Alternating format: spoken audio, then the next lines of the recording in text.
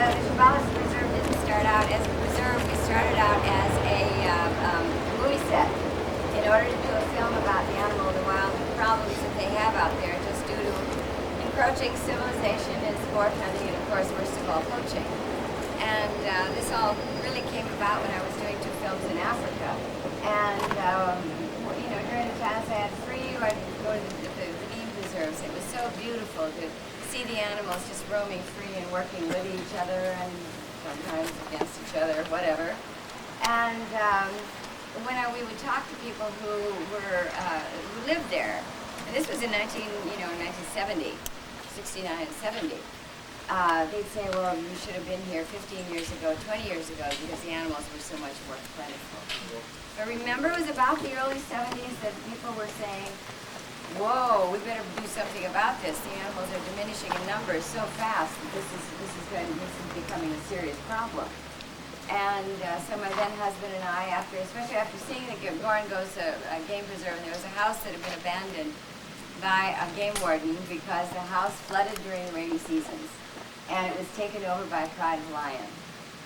And the pride of lion grew to be 28, 29 big cats living in this house.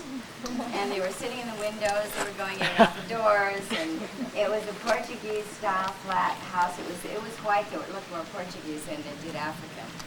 And they were up on top of the roof, and there were the big maned lions and the svelte lionesses and the rowdy young lions who know everything, the teenage lions, and the little cubs. Everybody was there.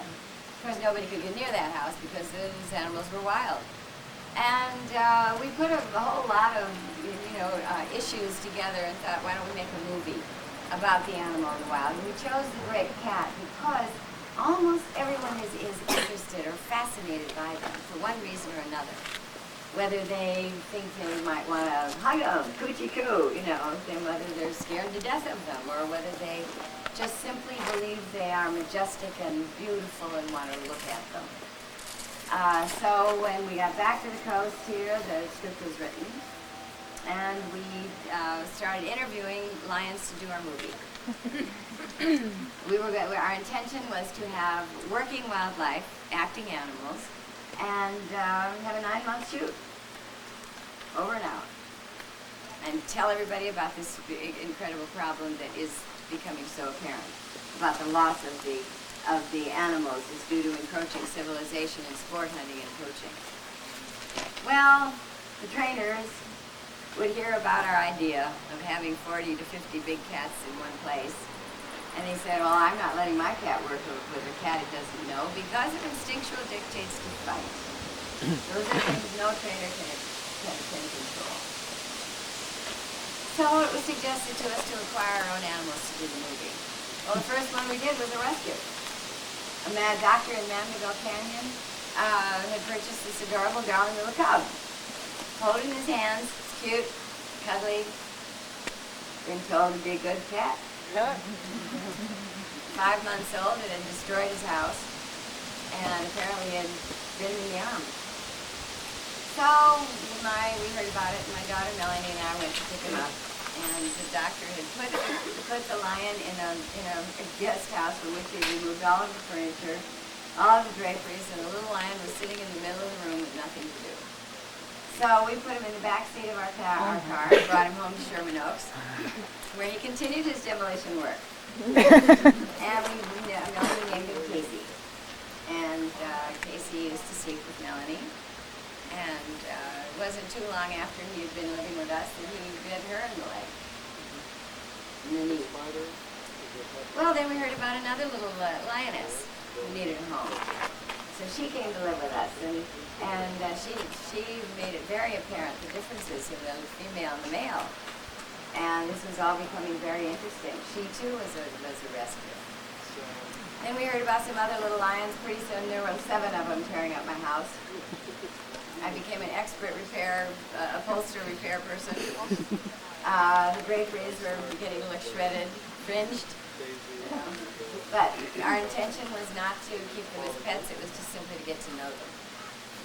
And one day, one of the little lions looked over the wall. We lived up on a hill in, are anybody from Sherman Oaks here? You know where Nobby Drive is? Yeah. Well, it's up, it goes up the hill. So one of the little lions looked over the stone wall, and the neighbor looked up and said, "It's a lion." Next morning, 6 o'clock, pounding on the door. Those civil servants get up real early. And went to the door, and it was animal control. And he said, "Here he goes to the lions here." Well, I ran and got the littlest one. Because by now they're getting, Casey was 9 months old, 10 months old. And by then, they were getting pretty good size. So anyway, I got the littlest one, and I explained to the officer that we are not keeping them here as pets. We're going to do a film about them, that it's very important issues. And he said, "I don't care, lady, get them off the property, 24 hours. So a trainer had owned this place, an animal trainer. So we called him and asked if we could board our little lions, and he said, "Sure." So we brought all 7 out, and I cried because they really are funny. They're very funny. Destructive as they are and powerful as they really are cute. And, you really get to love them. And so then we heard about some circus animals that needed a home. And then we heard about some animal park animals that needed a home. And then more private citizens who couldn't handle this wonderful little pet. And within about a year and a half, we had 150 pets.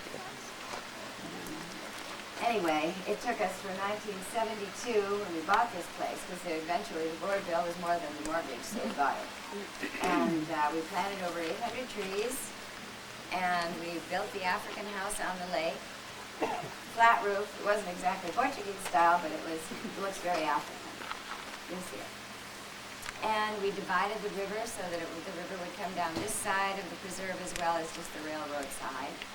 And we were getting to know all of these wonderful animals. In 1973, our African elephant came to live with us from Vancouver.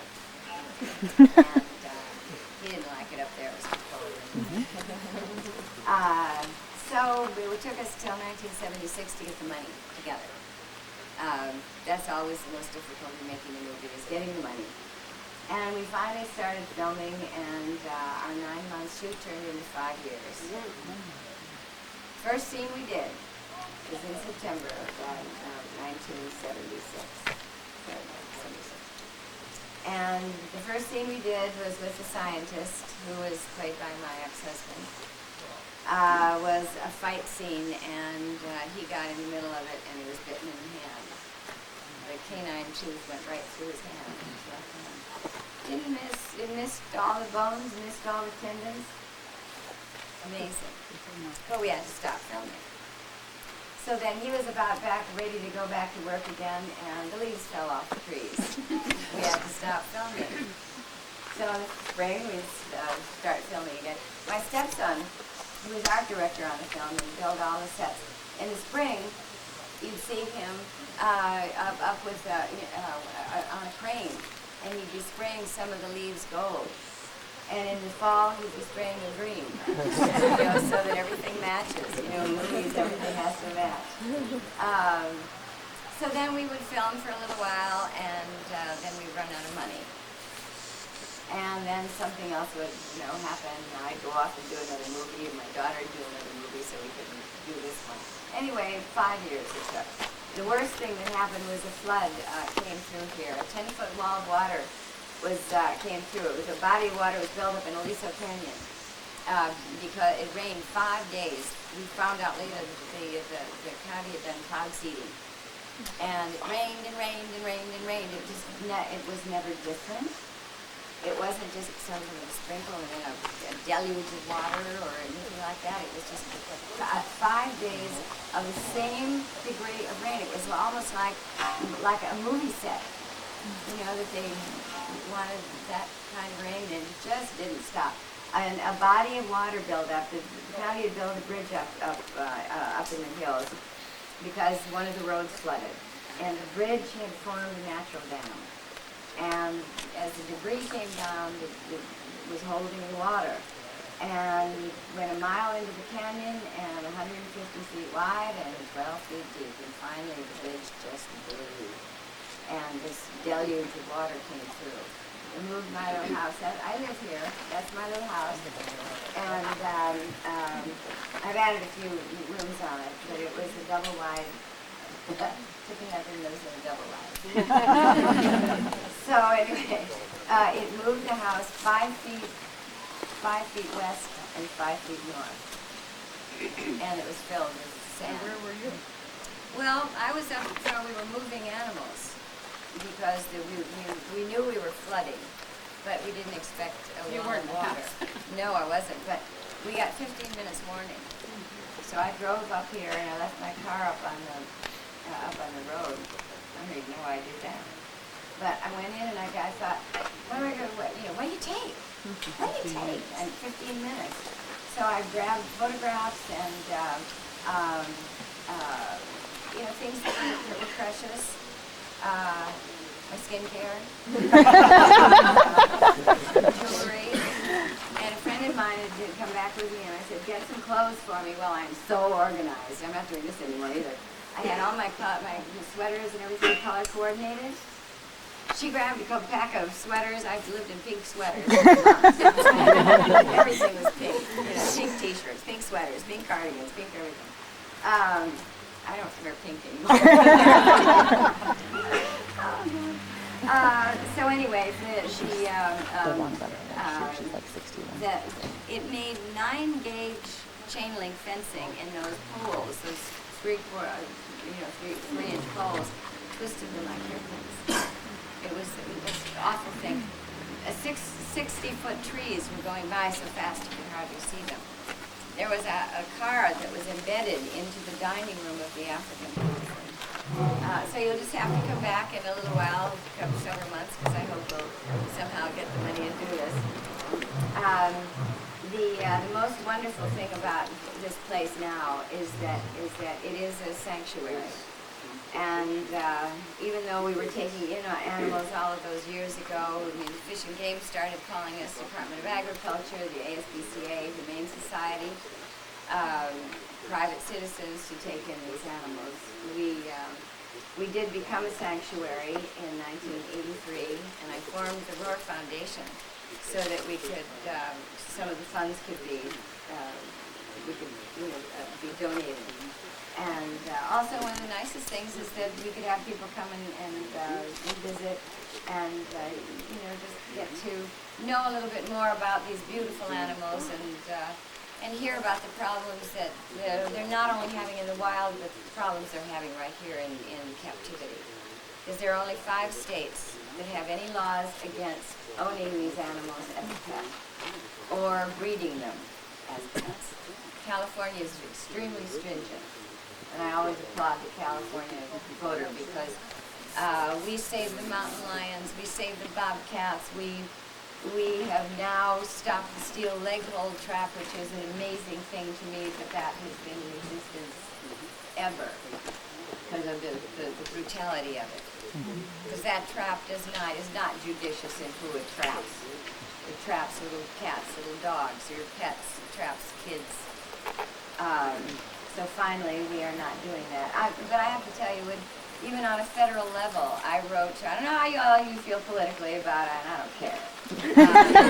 But our president and our vice president, and I have letters from both, saying, if we were to stop the use of the steel leg hold trap, it would be injurious to the fur trade. Who cares? Is that unconscionable? And here's our vice president, who is supposed to be our, our environmental leader. Yeah. Oh boy! Oh, we won't get started. Right? Yeah. We won't get started on that. Anyway, a couple of years ago, I was invited to Michigan as a consultant. Michigan was trying to stop the illegal breeding and irresponsible selling of big cats as pets, and they brought me in as a consultant. And whereas they have not yet gotten their law passed, I did take that bill to Washington, D.C. in the hopes of starting legislation to stop this on a unilateral level all the way across the United States. these animals are being sold by being told. People are being told they'll be a good pet. They are hurting adults, killing them, killing children. In the last 2 months, a little 7-year-old girl was killed. The parents had bought a pair of tigers. And they brought that. Told the little girl, take the hairbrush and go brush the tiger. Oh, he whipped around, grabbed her, and she was dead before he got to the hospital. Another little girl, 3 years old, in Arkansas. This is in the last 2 months. And these are the ones that we hear about, you know. And the file just gets bigger and bigger and bigger.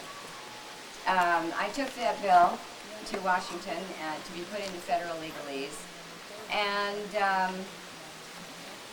John Fox of Philadelphia was going to help me with it, only he wasn't reelected last fall. So Congressman Tom. I feel that way. Jaffar's keeper, who is today the ranch foreman, and that's actually why I think that Jaffa is so laid back, because she's had the same keeper her entire life. She's now 76. And the reason his name is Spider is because when we first received this litter, you would pick Spider up and put him down on the ground, and he would just flop out with all 4 legs spread. He wouldn't stand up.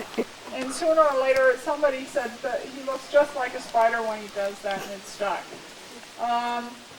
So there you have it. That spider here is actually quite large for a Bengal male. He stands about 9.5 feet from tip of nose to tip of tail. And luckily, he realized after about a week that he'd gotten in way over his head, and he turned her over to the ASPCA, who then brought her to us. Now, we were lucky in that these 3 really arrived during the same month. And once they completed quarantine, our quarantine period is 1 month for healthy animals. If there are problems, obviously quarantine lasts for however long it takes to make them healthy, if it is possible. And once they completed quarantine, Kosa's over there up on the mound. Very typical lion behavior, which is sit up, looking down at things. It's their favorite thing. And once they came out of quarantine, they were combined into a group, because most of you probably realize that lions are social by nature, but most people don't realize just how intensely social. A lonely lion is an extremely, and that to us also in our experience means that these 3 cats will live together for the rest of their lives. These bonds are usually never broken.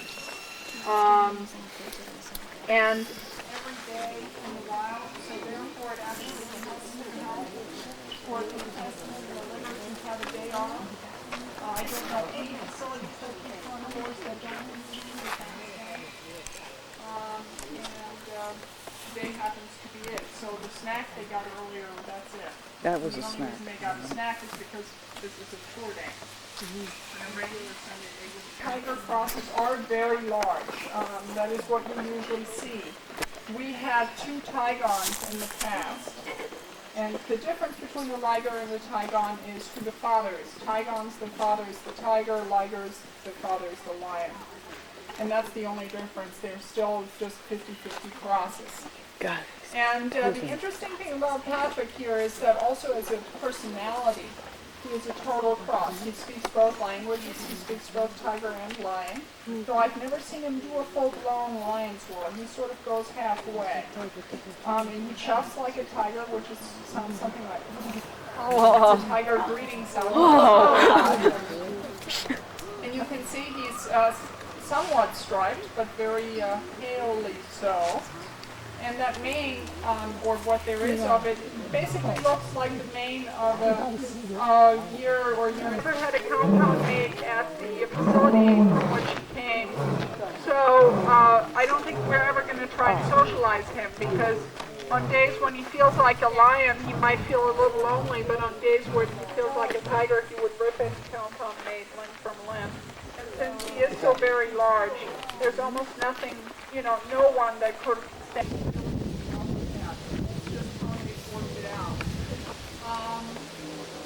They're actually an interesting pairing. A lot of people always ask, well, is an all-male pair or group sort of normal for lions? It's kind of a strange arrangement, and it really really isn't. Because again, the roles of males and females in a pride are so delineated that they actually don't spend that much time together on a daily basis. The males are off doing a territory or playing or hunting, and the females are out hunting for food and rearing cubs. So there is a lot of their physical demeanor, their facial expression. Again, because they're so social, it behooves them to communicate well because it makes their life easier in a social situation, in a pride situation. So in that sense, that's also why lions roar, which often is just pure dialogue. It's not, you know, I'm aggressive or I want something. They will just talk because they... A little bit about Mikey, because his story is interesting. He came to us after his owner walked him into a junkyard in Yonkers, New York, and said, would you hang on to my cub for a minute, I'll be right back. Not to be seen again. And he was just about 6 months old. He eventually obviously came here.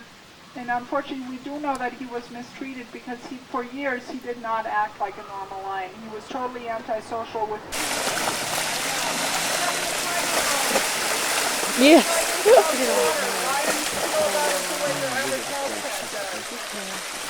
So does this commercial something? Once in a while, yes. And then some days he won't get any water and he's like, what are you talking about? I'm a lion.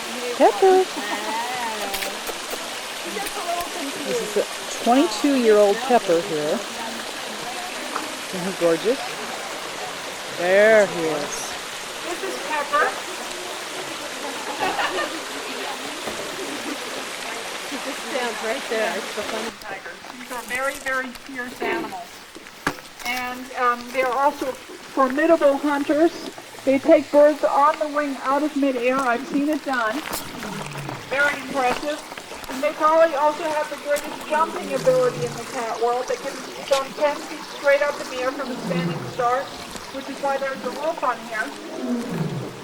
The way their feet are constructed, think of them as oversized springs. Because of the way the metatarsals are constructed, they have just incredible push-off power. And also every serval we've ever received has come to us completely declawed, which tells us more about their personality. We don't do any declawing or defanging here ever for any reason. Sasha, you can do better than that. These cats also have a very formidable bite. They can bite through your hand without trying very hard. But that's actually not usually how they subdue their prey. Once they have a hold of it, they usually box it, and because they have such strong legs. And then they get to work. It's a serval, S-E-R-V-A-L. And they usually live in small family groups in the wild. And they are mostly nocturnal.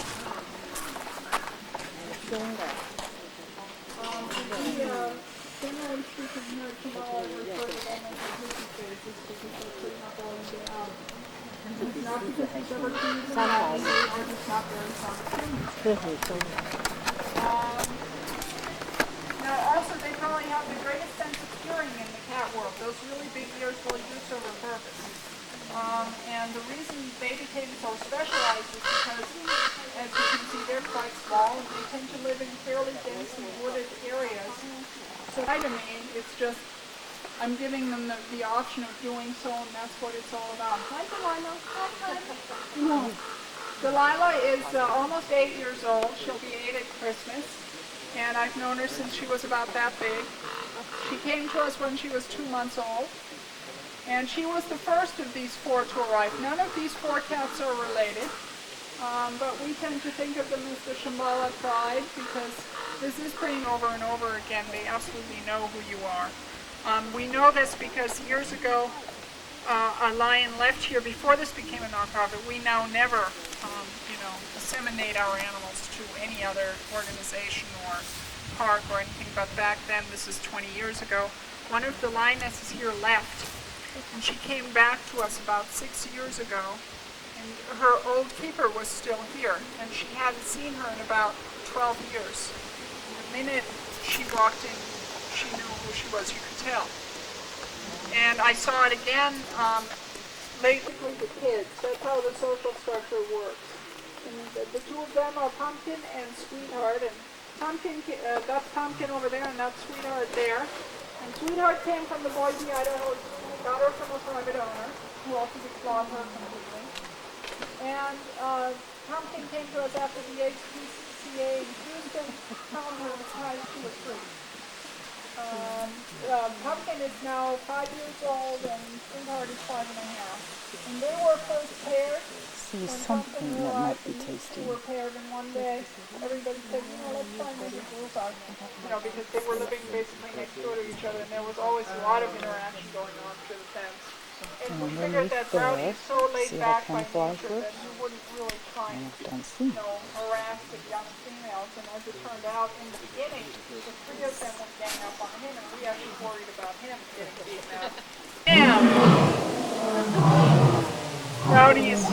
Rowdy's roaring, and you can see that the roar is not just something produced in the throat, it's actually a whole body experience. And they usually take a nap after they've had a good roaring, because it does, require a good output of energy.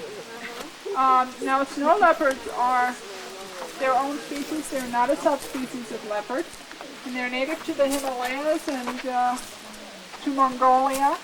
I read somewhere recently that they've also spotted them in Siberia, which I find unlikely, but hey, if that's true, there might actually be more out there than we think. We think that there are about 500 to 1,000 left in the wild. And people always ask, well, in the wild, aren't they lighter and don't they have more fur? And yes, actually, they do manage to, they're not lighter, this is their normal color, but they do tend to be much furrier in their native environment. Sabrina, how old is she? She's 3 now? 3.5. Sabrina is just adult. She came here with her brother Garth after they were bought by a man in Oklahoma, and he figured because he had a reptile farm, the state of New York would give him a permit for tigers. After the fact, he did not apply for a permit before he bought them, and of course the state of New York said, what are you, nuts? And so he called Tippi in a panic and said, what do I do now? And she said, well, you're going to have to ship them out here. So they've been with us since they were about 4 months old. Sir, I'm sorry, I wasn't paying attention. I'd rather not have you crouch. And the interesting thing about Sabrina is that she, again, speaking of the fact that they're all individuals, she acts totally differently from her brother, even though they grew up under the same circumstances. She's quite fearful of people. We don't know why. This is a personality quirk. The keepers here have worked constantly with her to try and break her of that fear, because it improves her quality of life to not fear humans, to interact with us, be able to interact with us without fear. That's really why the keepers have been working so hard to try and teach her that we're not after her, because her brother is a ham and is very social. In fact, he's the tiger who's going to come out later and the one that you're going to be able to look at. And he acts totally differently from the way she acts. What you're seeing here, the ear action, the flat ears, that's all fear. She's actually not being aggressive, she's being fearful. And as one keeper once said, could you back up a little? She's just getting a little nervous. Okay, good girl, Brandon. Good girl. And a keeper early on when I started out here told me, and I'll never forget that, it's always easier to work with a cat that's aggressive than one that is afraid, because an aggressive cat will always do the same thing and you know what that is, whereas a cat that is afraid will do anything to make themselves feel safe and you have no idea what that's going to be. So that's the other reason we try and convince her that everything is okay. I mean, she does very well with her keepers, has no fear of people she sees every day, but when she's presented with new faces, new situations, it just completely freaks her out. All right, we're going to move on. No, she's not into Chinese or Sumatran because she doesn't look like one of those subspecies. They have a very different facial structure from Bengals, much more angular, and she does not look like either one of those subspecies. So I think it's just basically a genetic shortfall. And next door to her, we have Whitey. And Whitey is Spider's brother. You remember the Bengal male at the very beginning? Yeah. He's one of his litter mates. And Whitey is probably one of those little vocal tigers. He talks to Blue Street most of the time. He's a really nice cat. Sorry, I don't look like ready your video. We'll have to get your name later so I can say the blonde fuzz on the bottom. That's the top of. They were living together because they weren't old enough to be territorial, and he was always the last one to get it. Like, oh, yeah, but that doesn't matter to me. You know, all that matters is you're on my territory and you don't make any silly. Period. That's how tigers think. And I remember when they were cubs, Duck, and he was sort of in the background going, huh? Am I missing something? And it's like, Whitey, you're a nice cat, but, you know, try and keep up. But he's a sweetheart. He's a sweetheart. Aren't you, big boy? Yeah. Whitey. Now, he and his brothers come out for walks every day with the keepers on a chain. And they make the rounds and have a good time. It's one of the ways in which the keepers here, try and keep them stimulated. Hi, Natasha, we see you. We're not ignoring you. Even by bringing this population back, but it's not going very well. Yes, that's a typical cougar noise. Cougars, are very, very shy by nature. Which is not something, that's something we as Californians need to remember. They don't want to deal with us. They just have to because we're moving into their range. If you ever encounter a cougar in the wild, don't turn and run because they're faster than you are and you're turning yourself into a giant cat toy. Stand your ground, make noise, wave your arms, basically make yourself look like trouble. And they'll turn tail and run. They're generally speaking, much more scared of us than we are of them. The times when humans have gotten into trouble, watcher, whereas of course a four-legged cheetah can run at about 80 miles an hour. And Superior here is probably our most social cat, I would say. She loves to be visited, so if you want to hang out and talk to her, she'll be more than happy to accommodate you. Hi, honey bun. Hi, sweetie. Hi, baby. Oh, so cute. What happened to her? Her fourth leg was entwined with the umbilical cord in the womb. So, the circulation was actually choked off and the limb never formed correctly. She was born in a preserve similar to this one in Oregon. And what was there of the limb they chose to amputate because she would always run it into things, cut it open, bash it around. And she was just hurting herself. They didn't leave her hip bone for balance. And she does really, really well on 3 legs. Actually, the faster she goes, the easier it is for her. Tripod. Yes. And she's a real sweetheart. She really is. Now,